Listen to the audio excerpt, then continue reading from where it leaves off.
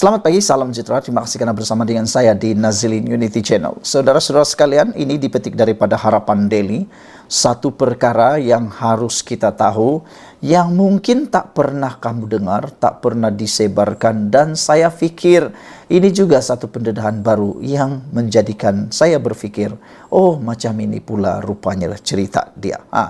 Tapi sebelum itu, bantu saya tekan butang subscribe untuk mendapatkan isu-isu terkini dari channel ini, dan tekan butang subscribe itu percuma, Anda tak perlu bayar apa-apa. Ingat sekali lagi, tekan butang subscribe itu percuma, Anda tak perlu bayar apa-apa, dan bantu saya sebarkan berita ini.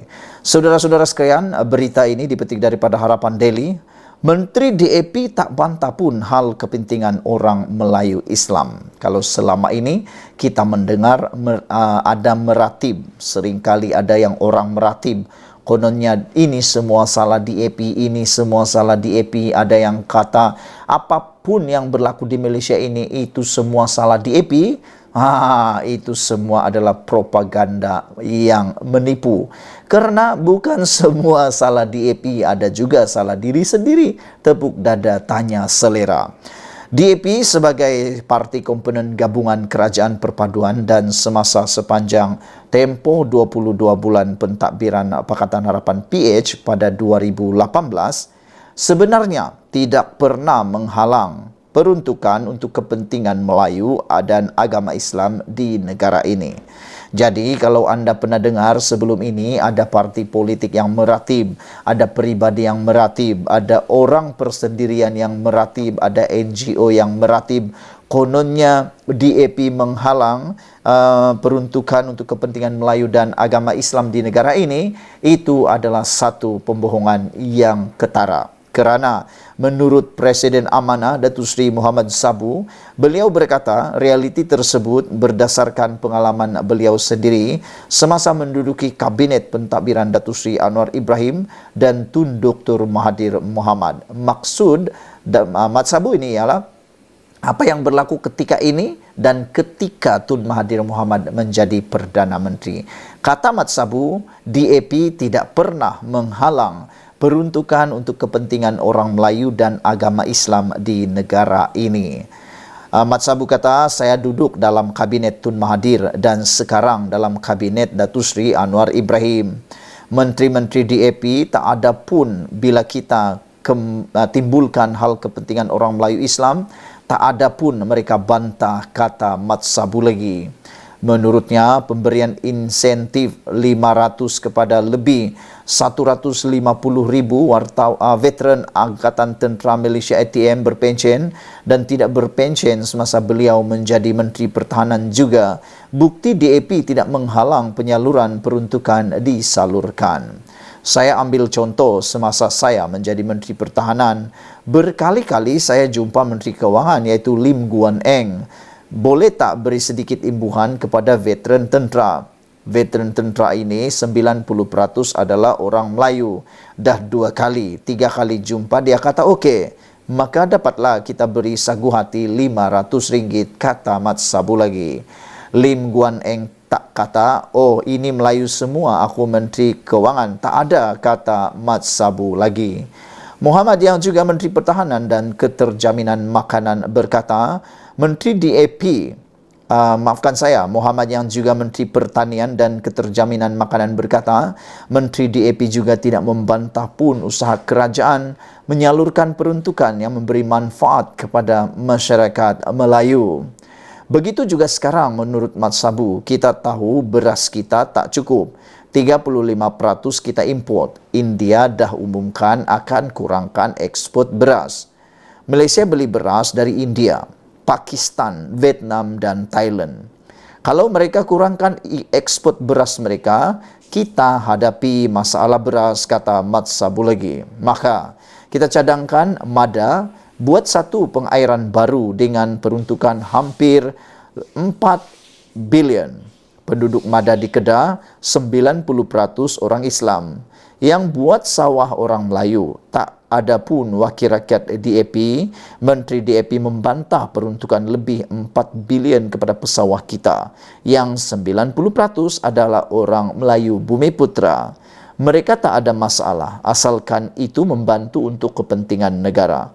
Inilah cara kabinet kita berjalan, kata beliau yang juga timbalan pengerusi PH.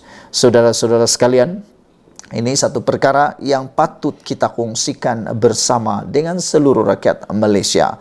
Bersama-samalah kita membangun Malaysia ini tanpa menggunakan 3R ataupun tanpa menyentuh sensitivity 3R.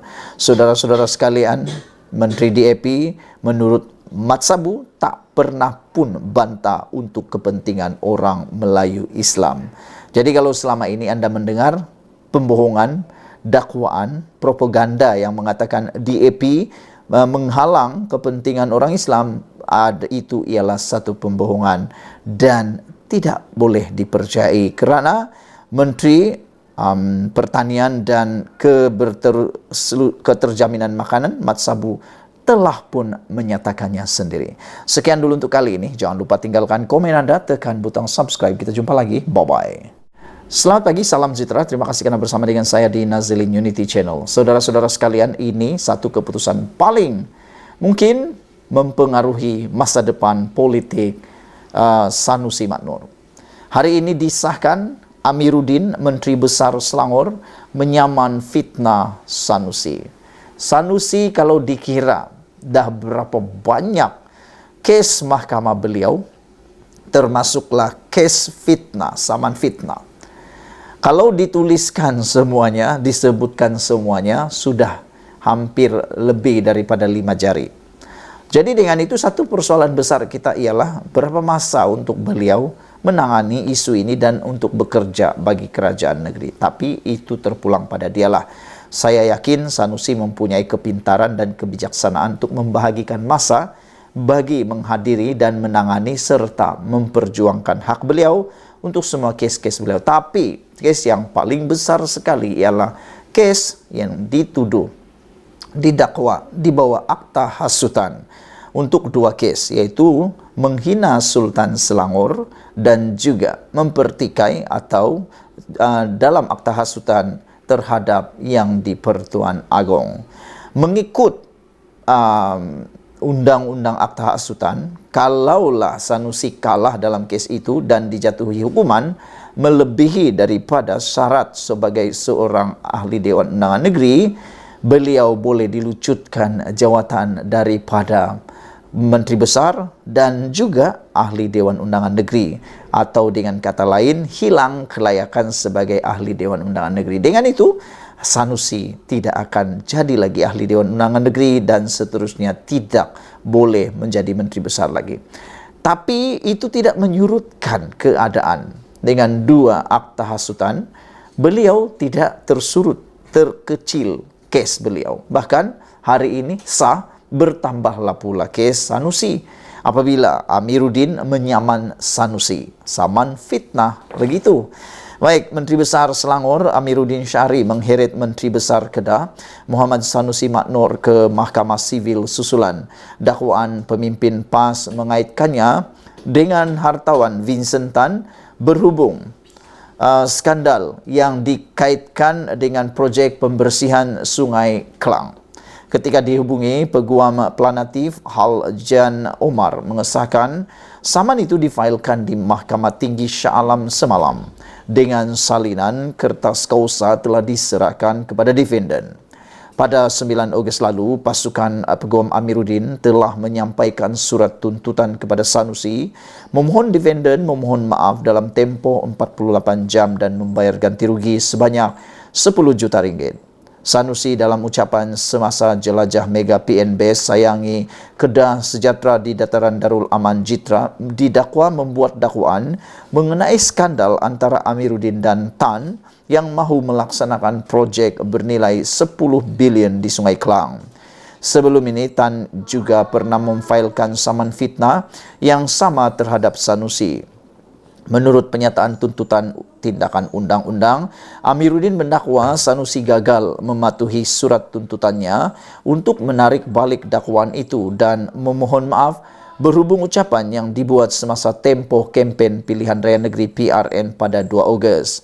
Planatif mendakwa ucapan itu antara lain membayangkan dia telah menyalahgunakan kuasa sebagai Menteri Besar Selangor dengan terlibat dalam amalan rasuah yang dikaitkan dengan projek Gerbang Maritim Selangor, projek SMG.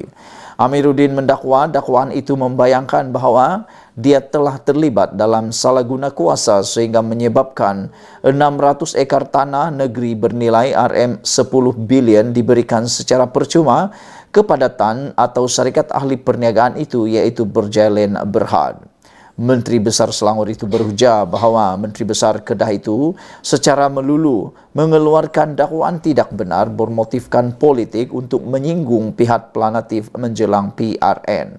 Kenyataan fitnah itu dan penerbitan semula kenyataan berunsur fitnah menyebabkan pelanatif diperlekeh secara meluas oleh orang awam sebagai cokia. Dakwa Amiruddin mengenai bagaimana ucapan itu dikatakan telah menjejaskan watak dan reputasinya. Pelanatif menuntut ganti rugi teruk dan teladan yang tidak dinyatakan serta injuksi untuk menghalang Sanusi daripada mengulangi dakwaan itu. Ketika dihubungi Malaysia Kini, Peguam Sanusi Yus Farizal Yusuf mengesahkan bahawa mereka telah diserahkan salinan tuntutan itu. Sekian dulu untuk kali ini. Jangan lupa tinggalkan komen anda, tekan butang subscribe. Kita jumpa lagi. Bye-bye.